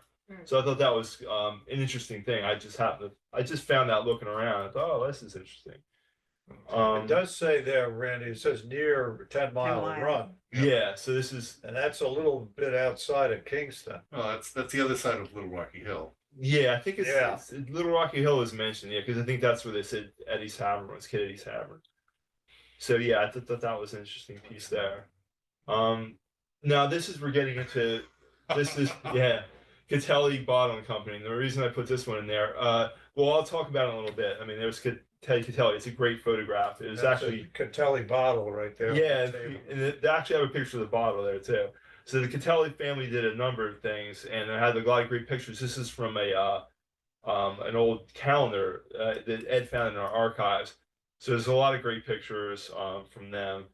And then I like this one especially coming up. It looks like something from a movie that you would see maybe right before something bad happened somewhere. So so this is another lot of great pictures. These were all in the calendar from back then. But this is a story I wanted to talk about. So he had a bottling company, and he bottles soda. So the bottle that we have there, and that bottle on the screen there, is a bottle of soda. And when Ed first said it was a donation, I was trying to figure out what it was, and I found that it was soda. But the interesting thing about it was they distributed Schaefer, but there was an airfield during World War I, and they had to close down. Catelli's had to close down because the federal government didn't allow any kind of alcohol within a 5-mile radius. So Catelli's, even though they didn't bottle beer, they distributed beer. So I think they had to close down, and it was because they didn't want anybody learning how to fly around alcohol. I guess it was just such a new thing back then.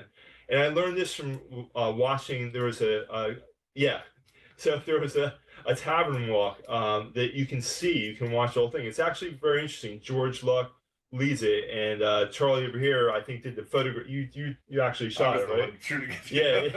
It's actually it's interesting to watch. PHSNJ.org. Yeah, and I watched it I got some information from that. I thought that was a really interesting fact. So if you want to go to look at it, you can get it right off of their website at the Kingston Historical Society. But so what happened is because you couldn't drink in Kingston, some people they brought in buses, and they had buses that would take you up to New Brunswick where you could drink. So it was a way they got around it. So it was just interesting. It wasn't prohibition, but it was just because of the airfield. And I thought it was an interesting little fact there, courtesy of George Luck and the Kingston Historical Society. Is that building still there where they bottle the soda? No, I don't it's know. now Catelli Drive, oddly enough, and it's it's fancy houses. Really? So the building's not there. Okay. And I remember when I moved in the early '80s, there was still a barn and whatever in the gun club. Yeah, I remember the barn because that's my father used to pull up, and then they would load the soda and stuff in this. Yeah. But okay. But that whole section, there was the Catelli Bottling Company, and there was an orchard, and that all turned into a bunch of housing. FYI, guys, in the military, they had a saying, this is with helicopters, which obviously wasn't around then. It was 12 hours from bottle to throttle. The reason being is you could be sober on ground level, but you get to a higher altitude and you could be intoxicated. Oh, okay. Interesting. Huh. Bottle to throttle. And the next one is the Kingston Hotel. So a fire burned this. Do you know anything about this, Charlie? Like where it was, or? Oh yeah. So it's now a park next to the canal, just down from Ryder Furniture, which is there's the cemetery, Ryder Furniture. There's a park. Yeah. There's where the railroad track would have been, or used to be. There's the canal, and this was right next to the railroad track. And there were actually two hotels in a row. First one being the Hoffman House, and the second one being the Kingston Hotel. And the Rathskeller was the restaurant that was in the first floor. And that's have a picture of the bar here. A great picture. That's actually that's not the Kingston. That Hotel. is in the Union Line Hotel. That's the Union Line. Yeah. Okay, I'll have to fix that. Look at the tin ceiling. You can still see the railroad tracks over by if you go to the other side. Yeah. There's like a little bit indication. We have a railroad crossing sign there too, but it doesn't go when they put in the Kingston bypass. Yeah. All the way from one end of the bridge to the other end of the bridge. They got rid of the railroad tracks going that way, so you can still find railroad spikes if you look really hard, but don't take them. They're historic. The next one is Brooks Manor. Now, the original building is the one in the background there. I don't really have a good picture of it. In the front is Palace of Asia. It's been a number of things. Good Time Charlie's and other things. But this is Brooks Manor, again from the Kingston Historical Society. I grabbed some of their things there, and it's the menu. I just like the different things they had. I don't know if it's on this slide, but they had breakfast. Prunes, and then I think they have like sardines and things like that. Things that people don't usually eat that much anymore. Actually, I like sardines, but yeah, I guess that's breakfast. No, I don't know if it was for breakfast. But yeah, these are little, they're interesting little things from the Brooks Manor. And we have the matchbook. This is in our collection. Still gotten a matchbook from it. That's cool. So with Brooks, though, interesting story here is. This picture is of J.W. Brooks, but somebody asked me for a picture of it, and they said that it was in the microfilm that we had.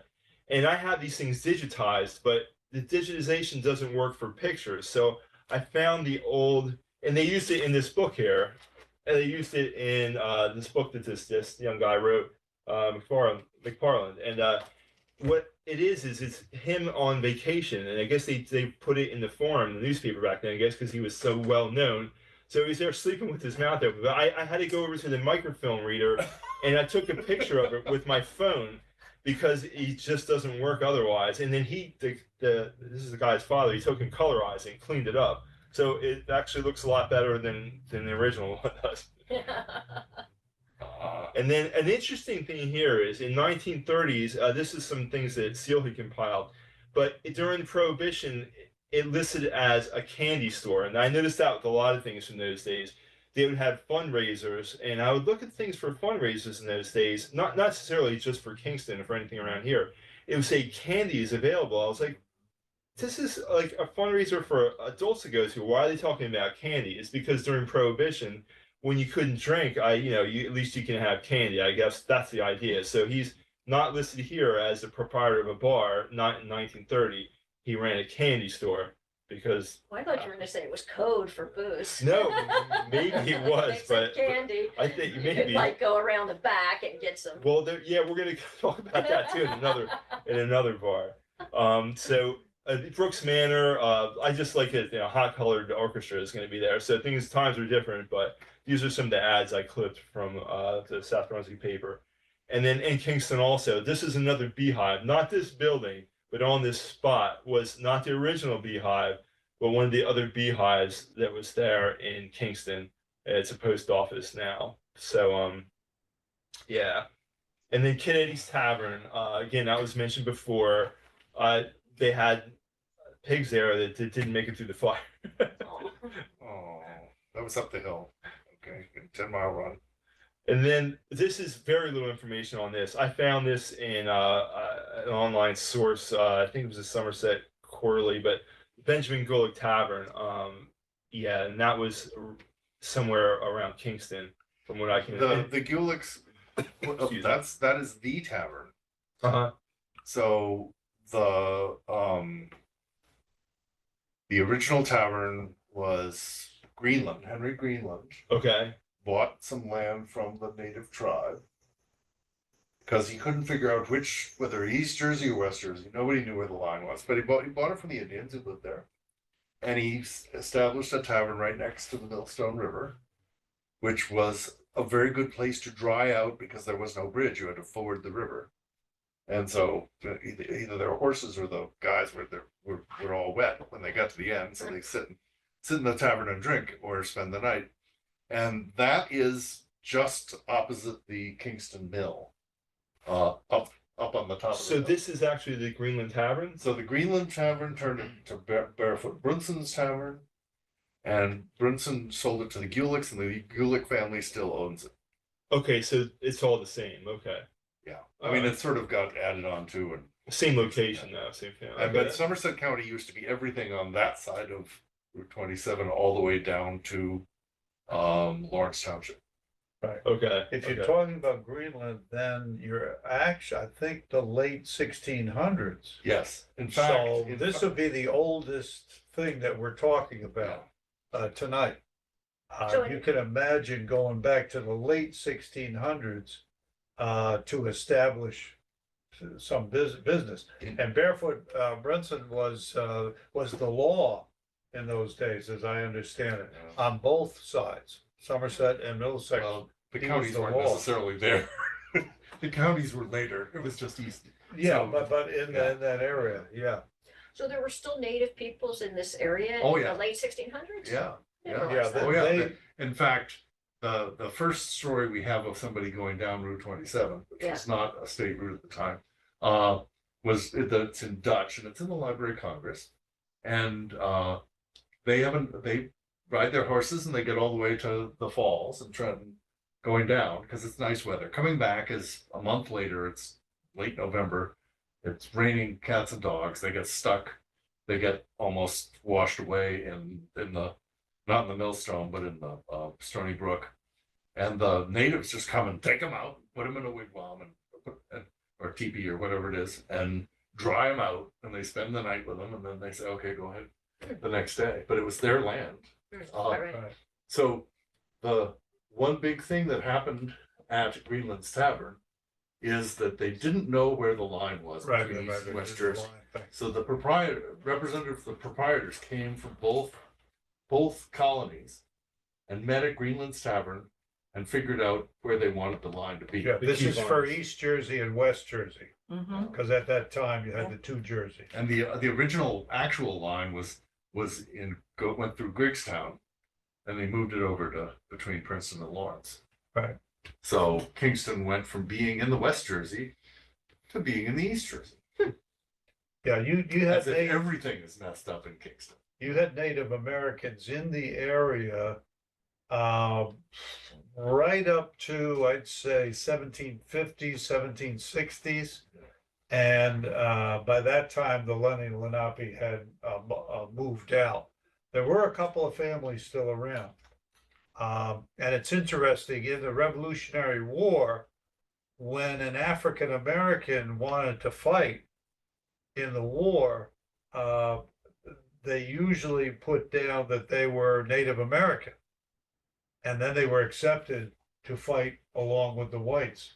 So some of the listings that they have of the Revolutionary War soldiers, they're not Native American, they're African American, but they're not listed that way. Oh, Yeah. cool. Okay. Anyway, that's Gooley's Tavern. Thanks. That's a long story. And then Wine Press. Yeah, this is the Wine Press, which people probably remember it. It was Feldman's dry goods store. And then today it's Ina Terra Yeah. in about 2008. We don't have the King's Inn sign though. No, I didn't have. I didn't Talk have- about a place where the cops, where the first aid squad wouldn't go in until the cops got there. Ooh. But it had good pizza. That little back area had pizza. The prices were more reasonable than they are now under They were- Wine Press. Wine Press, and Terra got more hoity-toity. Yeah. Look, they have locally sourced food. They blame that That's on not too Princeton. good either. That's the pig that got turned down. That's No, Princeton's that's fault. Yep. And the last one for Kingston I have is Tin Lizzy Garage, and there's a lot of writing here, but it's some guy remembering that the Dixie Dregs were a pretty big band in the 70s. It was like a jazz fusion type rock band.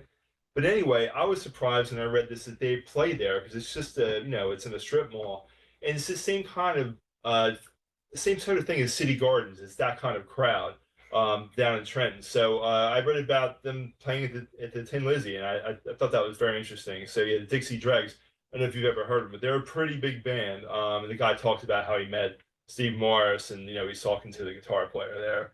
So the group that I like was oh dear, who was the guy who was Dr. Frankenfurter in Rocky Horror Picture Show? Oh, Tim Curry? Dr. Frank. Yeah, Furter? he has a record Tim album. Bottoms? Tim Curry. Curry Yeah. has an album with a song called Paradise Garage.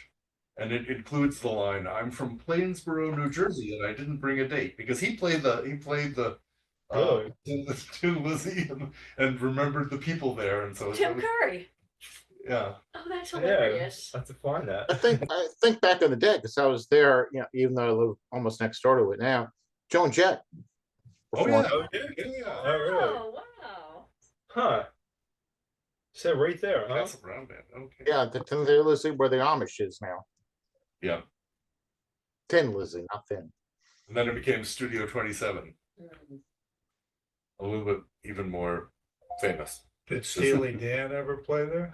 No, No, Oh. and he ain't ever coming no, back. they were too avant-garde.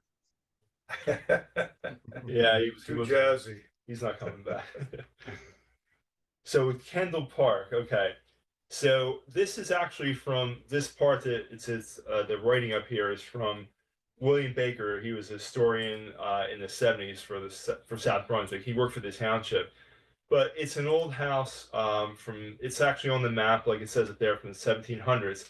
So this building was back then it was called 3 Acres Tavern, and then it turned into Green Acres Tavern, which isn't too much different, but it's a historical building.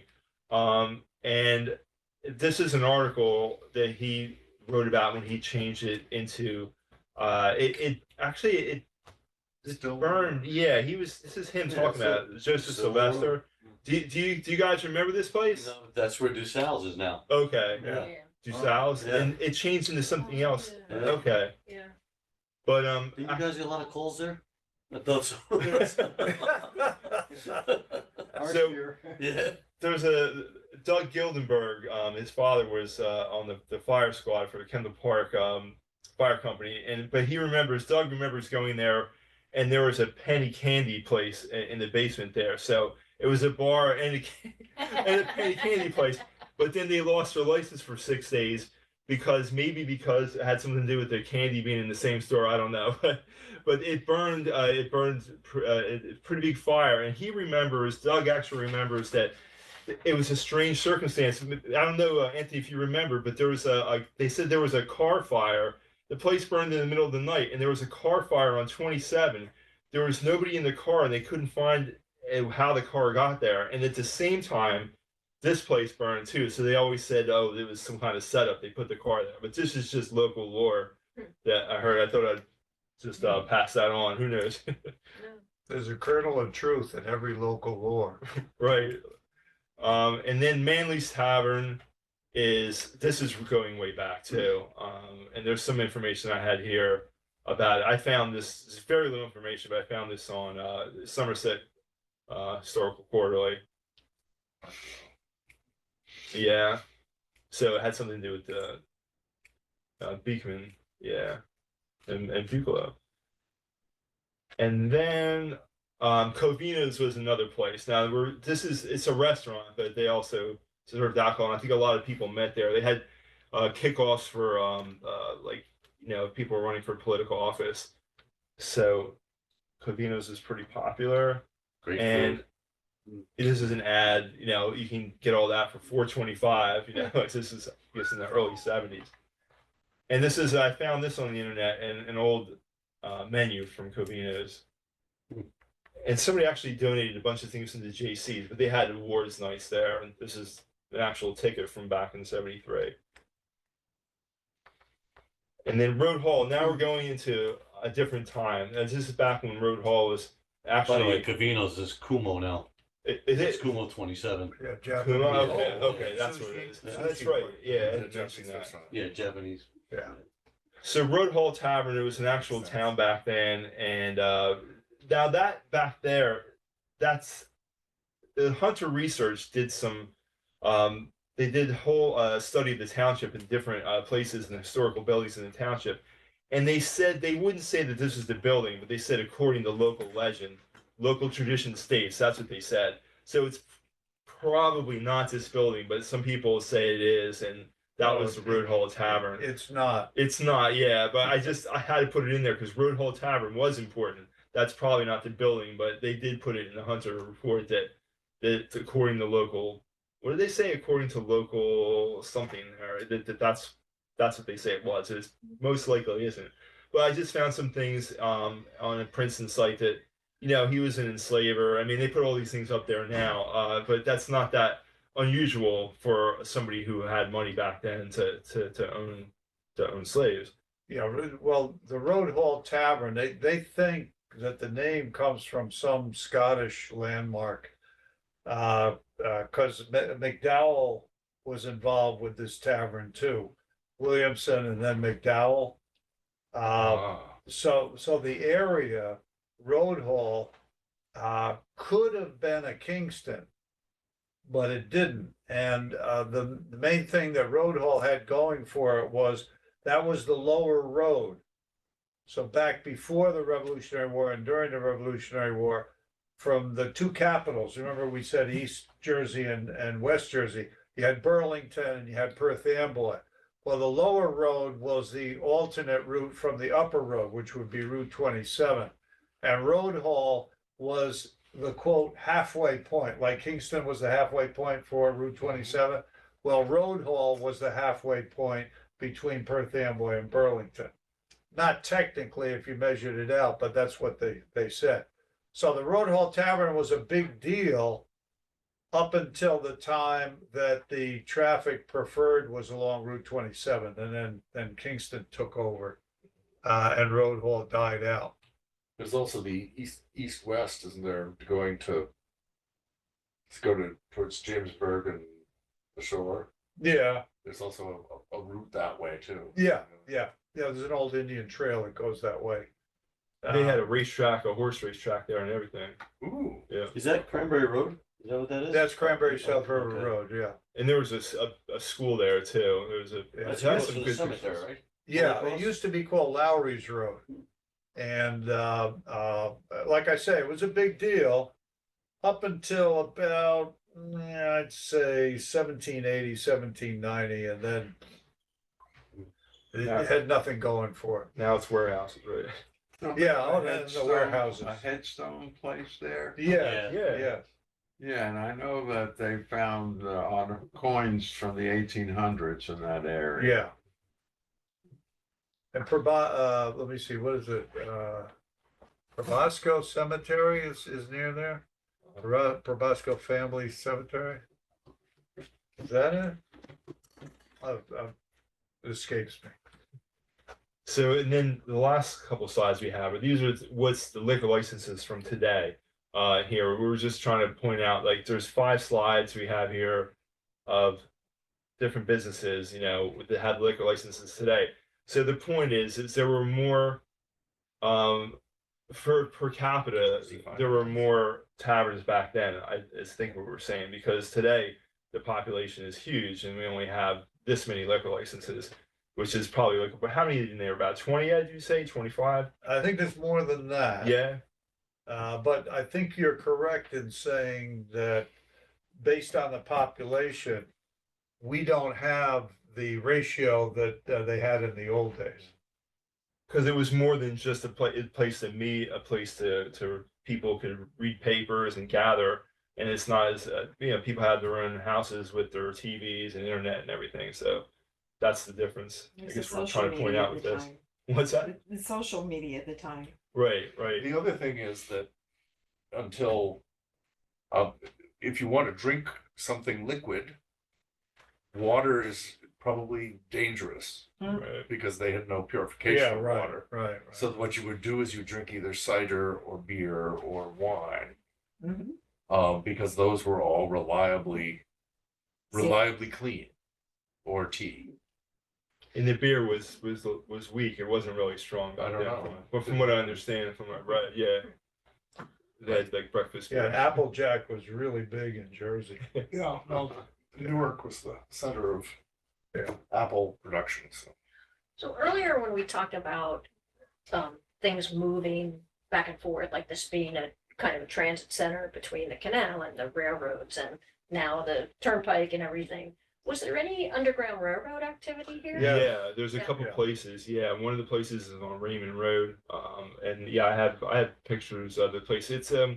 It's called, what's the name of the place? It was a bed and breakfast. Funny you should ask. You have a It's right poem in for it. You have a poem for it. There's also Yeah, I got one, Red Maple Farm. Red Maple Farm. Yeah, There Red you go. Maple Farm. you can. This is about a boy helping out with the underground. It's a Railroad. beautiful building. Well, it was. You can see the bones of it, but you can drive by on Raymond Road. Yeah, the Not problem, like that. the problem with the Underground Railroad is there are probably several spots, several stations, but remember, it was secret. Yeah. So they didn't advertise and say, oh, hey, here's a station for the Underground Railroad, drop in here. Nothing like that at all. So this was a route to go from Philadelphia, which was a escaped slave haven. Right. Yeah. Okay, but they couldn't stay there because the bounty hunters were chasing after them, and Philly was too close to the south. So they were moving up, and a lot of them were trying to get into Canada. So one of the ways to come up was the King's Highway, Route 27. And so you had a station like this. Then they got to the Raritan River, okay, the White Mansion, you know, the one at Bucklew Park? Yeah. That was supposed to be a station on the Underground Railroad. Really? And then at night, they would sneak across the river because the bridge going over to where Highland Park is now, the bounty hunters would be on the bridge watching the traffic to see if there were any slaves escaping. Then they'd get across the Raritan River, head up North Jersey, New York State, up to Canada. St. And Catharines. Buffalo was the big place up there. Buffalo, Cross Point, St. Catharines is memorialized for the end of the Underground Railroad when they reached over safely. Webster's Falls Right, was the second place in Ontario. excellent, yeah. There was a route that went up through Ohio and Ohio, Pennsylvania and whatever. yes. Ohio did it because the lake was shallow enough and easy enough to get across. There's a big story. Uh-huh. Oberlin was a big point of meeting on the Underground Railroad. Liberality too. Yeah. Yeah. So what we're But saying there are is many we routes. were Yep. part of the Yeah. Underground Railroad. I Yeah. mean, we have proof that we were part of it. But again, as I say, there were probably more places. And Little Rocky Hill, you know where that little church The is? AME. AME church, So that was also helping out too, because there was a black community in there. So that Route 27 thing was a big deal for the Underground Railroad. Cool. Thank you. Fascinating. So that's not all of the taverns, but the ones that we've uncovered. So yeah, but that's part 2. Yeah.